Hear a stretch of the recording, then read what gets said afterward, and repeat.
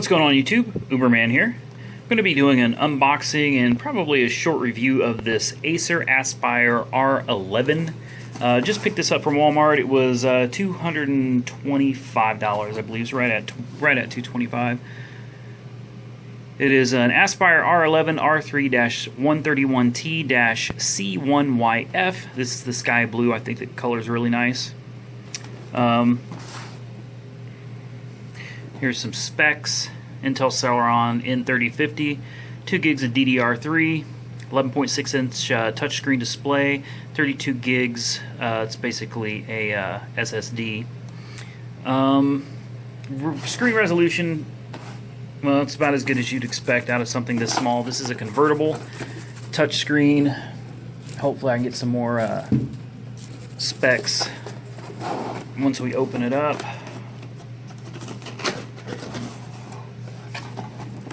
Let's see what we got in here. There's nothing there. Nothing important there. This will be our cables. Get your power adapter, power brick, power cord for the power brick, and last but not least, we have the laptop itself. Throw that on the floor, figure out how to get the laptop out of this thing.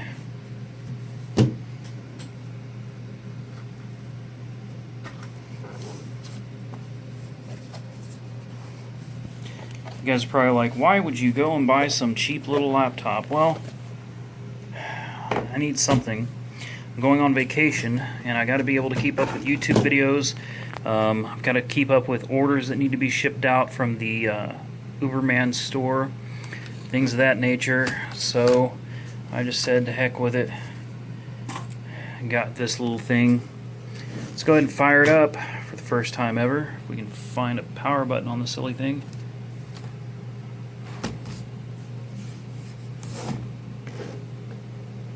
There we go. Power button's on the right side. Comes with Windows 10 64-bit.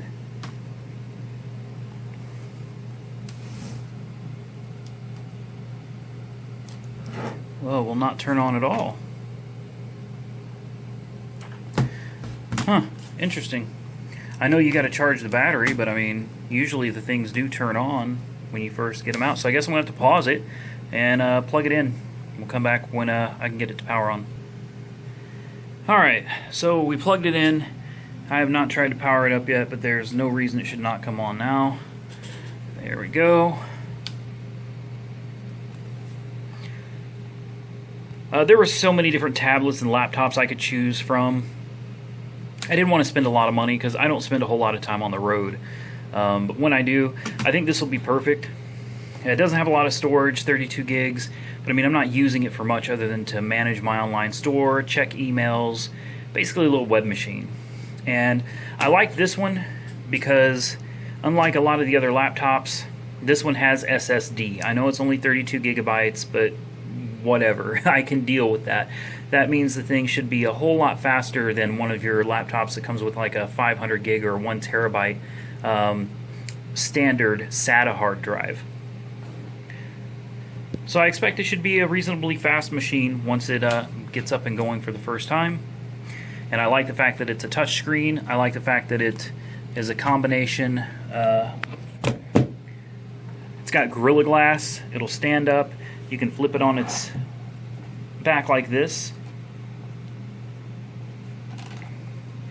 And the keys are recessed in the bottom, and it has feet on it, so you can sit it like this without damaging the keyboard, or you can carry it around just like this, like a tablet. And when you have it turned this way, the keyboard doesn't work. So even if you hit keys accidentally on the back, you won't have a problem. And as you can see, the touch screen here. There we go. See that? Works great. English, US, Central.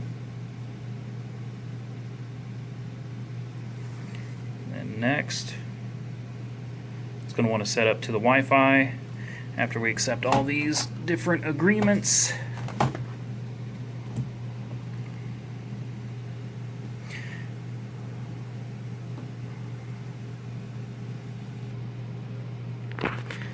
Alright, so I just entered in my password. I paused the video because I didn't want to enter the password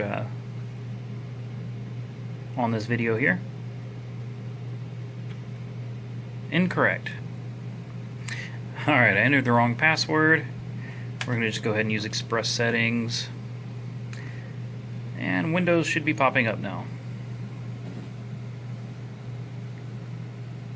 Guess I probably have to turn off the light, so we're getting a lot of reflection here. There we go.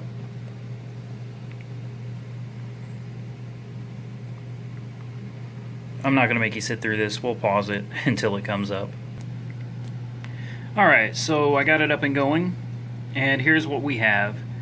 We have Windows 10 64-bit. We have 2 gigs of RAM. We have should be 32 gigs of onboard storage.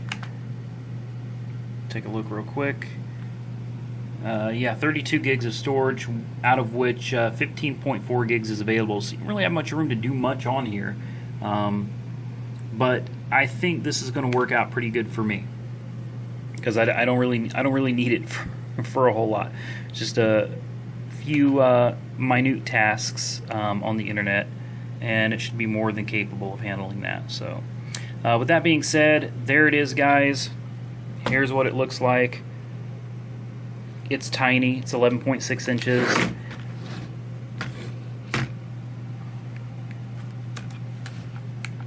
I don't know if we have to push the power button, turn it back on, or if it comes back on its own.